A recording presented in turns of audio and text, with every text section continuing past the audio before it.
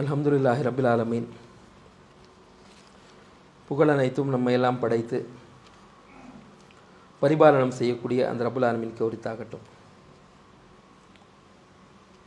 அருள் புனிதம் நிறைந்த இந்த துல்ஹஜ் மாதத்தில்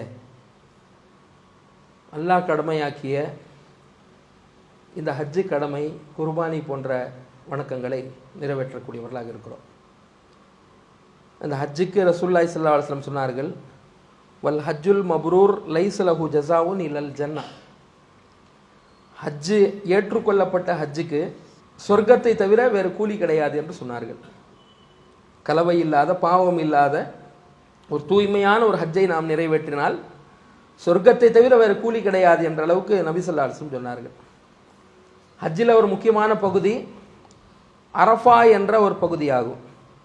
அரஃபா இல்லை என்றால் ஹஜ்ஜு இல்லை என்று சொல்லிவிடலாம். ரசூல் அப்படி தான் நமக்கு வழிகாட்டி இருக்கிறார். அந்த அரஃபா என்ற பெருவழியில் நம்ம ஒன்று குழுமி இருக்கிறோமா இல்லையா? அந்த நாளில் நம்ம ஹாஜிகள் அல்லாதவர்கள் நோன்பு வைக்கிறது கூட நமக்கு வழிமுறையாக சொல்லப்பட்டிருக்கிறது.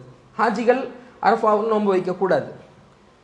ஹாஜிகள் அல்லாதவர்கள் நோன்பு வைக்கிறது ரசூல்லா பாவத்தினுடைய பரிகாரமாக, 2 வருடத்தினுடைய பாவத்தினுடைய பரிகாரமாக நோன்பை நமக்கு அரஃபா நோன்பாக நமக்கு காட்டி கொடுத்துருக்கிறாங்க. அந்த அரஃபா தினத்தை பற்றி ரசூலுல்லாஹி ஸல்லல்லாஹு அலைஹி வஸல்லம் சொல்கிறாங்க. முஸ்லிமில் 2623வது ஹதீஸில் பார்க்கலாம். அல்லாஹ் ரப்புல் ஆலமீன் அரஃபா தினத்தில் நரகத்திலிருந்து விடுதலை செய்வது போல மற்ற எந்த நாளிலும் நரகவாசிகளை விடுதலை செய்வது கிடையாது. அவ்வளவு அதிகமான எண்ணிக்கை உள்ள நபர்களை அரஃபா தினத்தில் அல்லாஹ் நரக விடுதலை செய்கின்றான். அந்த அரஃபாவில் குழுமி இருக்கக்கூடிய மக்களை பார்த்து அல்லாஹ் நெருங்கி வருகிறான். வானவர்களிடம் பெருமை பாராட்டுகிறான். இவங்க எந்த நோக்கத்துக்காக இங்கே குழுமி இருக்கிறாங்க என்று அல்லாஹ் ரப்புல் ஆலமீன் ரொம்ப பெருமையா பேசுகின்றான் என்றெல்லாம் ரசூலுல்லாஹ் சொன்னாங்க. அவ்வளோ ஒரு தூய்மையான ஒரு வணக்கத்தை இணை வைப்பு என்ற ஒரு செயல்பாடுகளோடு கலங்கப்படுத்தக்கூடிய நிகழ்வுகளை செய்கிறார்கள். அதிலிருந்து நாம் வெளியே வந்து அல்லாஹ்வை தூய்மையான முறையில் வணங்கக்கூடியவர்களாக இருக்க வேண்டும் என்ற ஒரு விஷயத்தையும் நினைவு கூற விரும்புகிறேன். ரெண்டாவதாக, இந்த குர்பானி என்ற இந்த விஷயத்தில் நிறைய சட்டங்கள், இந்த ஆடு வாங்கிறது, பிராணிகள் வாங்கிறதுடைய சட்டங்கள்லாம் குர்ஆன் ஹதீஸ் சார்ந்த நிறைய விஷயங்கள் இருக்கிறது. அது முசின்னா என்ற பருவத்தில் இருக்கக்கூடியதாக இருக்கணும், ஒரு 6 மாத குட்டியாக இருக்கக்கூடாது என்றெல்லாம் நிறைய சட்டங்கள் இருக்கிறது. அப்போ இதில் அந்த ஊனம் இல்லாத, குறைபாடு இல்லாத பிராணிகளை கொடுக்கணும். அல்லாஹ் ரப்புல் ஆலமீன் நமக்கு எவ்வளவு பொருளாதார வசதி வாய்ப்புகளை கொடுத்திருக்கிறானோ அவ்வளவு வசதி வாய்ப்புகள் அடிப்படையில் இதை தன்னிறைவாக கொடுக்கணும். அல்லாஹ் பரக்கத்தான் நமக்கு பணம் கொடுத்திருக்கான்னு சொன்னால் கொஞ்சம் கூடுதலான பிராணிகள் கொடுக்கணும்.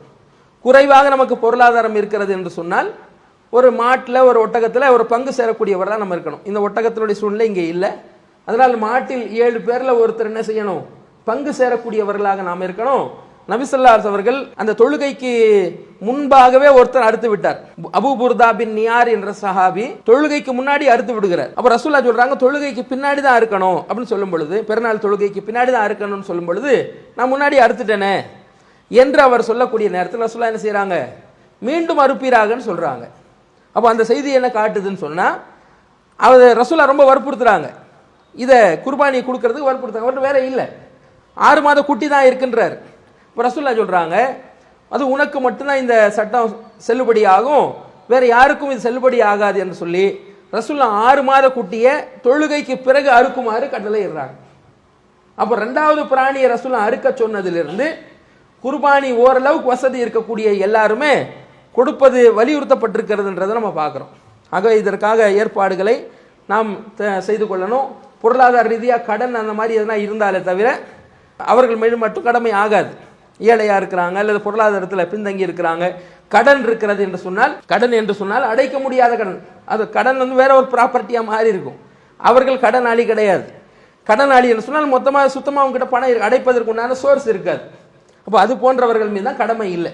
அதுல இப்போ வரக்கூடிய 28ஆம் தேதி, இன்னைக்கு வந்து 23ஆம் தேதி, 28ஆம் தேதி வந்து மகரிபுக்கு பிறகு துல்ஹஜ்ஜினுடைய பிறை தேட வேண்டிய நாள். 28ஆம் தேதி மகரிபுக்கு பிறகு இந்த துல்ஹஜ் மாதத்தினுடைய பிறை தேட வேண்டிய ஒரு நாளாக இருக்கிறது. பிறை தென்பட்டு விட்டால் துல்ஹஜ்ஜுடைய முதல் பிறையாக அது ஆகிவிடும். அப்போ ரசூலுல்லாஹி ஸல்லல்லாஹு அலைஹி வஸல்லம் சொல்றாங்க, இதா ரஅய்தும் ஹிலால தில் ஹிஜ்ஜா, உங்கள ஒருத்தர் துல்ஹஜ்ஜினுடைய பிறையை கண்டுவிட்டால், அராத அஹதுக்கும் யுதஹிய, உதுஹியா குர்பானி கொடுப்பதற்கு உங்களில் ஒருத்தர் நாடி விட்டார், துல்ஹஜ் பிறையும் பார்த்துட்டீங்க. பார்த்த பிறகு உல்ஹியா குர்பானி கொடுக்க நீங்கள் முடிவு செய்து விட்டால் ஃபல் யும்சிக் அன் ஷஅரிஹி வ அஸ்ஃபாரிஹி, உங்க முடியை தடுத்து வைத்துக் கொள்ளுங்க, உங்க நகங்களை தடுத்து வைத்துக் கொள்ளுங்க, வெட்டாதீங்கன்றாங்க. முடியையும் நகங்களையும் வெட்டாதீங்கன்னு ரசூலுல்லாஹ் சொல்லி இருக்கிறாங்க. அப்போ 28ஆம் தேதி பிறை தேடக்கூடிய ஒரு நாளாக இருக்கிறது. பிறை தென்பட்டு அதனால் அதற்கு முன்பாகவே முடி வெட்டக்கூடியவங்க இது போன்ற நகம் வெட்டக்கூடியவங்க முன்பாக செய்து கொள்வது சிறந்தது. அது போன்ற நாள் வந்து விட்டால் அதற்கு பிறகு குர்பானி கொடுக்கிற வரைக்கும் நம்ம வெட்டக்கூடாத ஒரு வழிமுறையாக ரசூலுல்லாஹி ஸல்லல்லாஹு அலைஹி வஸல்லம் வழிகாட்டி இருக்கிறாங்க. ஆகவே இந்த சுன்னத்தையும் பேணி நடக்கக்கூடியவர்களாக நாம் இருக்க வேண்டும் என்று கேட்டு முடித்துக் கொள்கிறேன். வாஹிரு தவானா அல்ஹம்துலில்லாஹி ரப்பில் ஆலமீன். அஸ்ஸலாமு அலைக்கும். அல்லாஹு அக்பர், அல்லாஹு அக்பர்.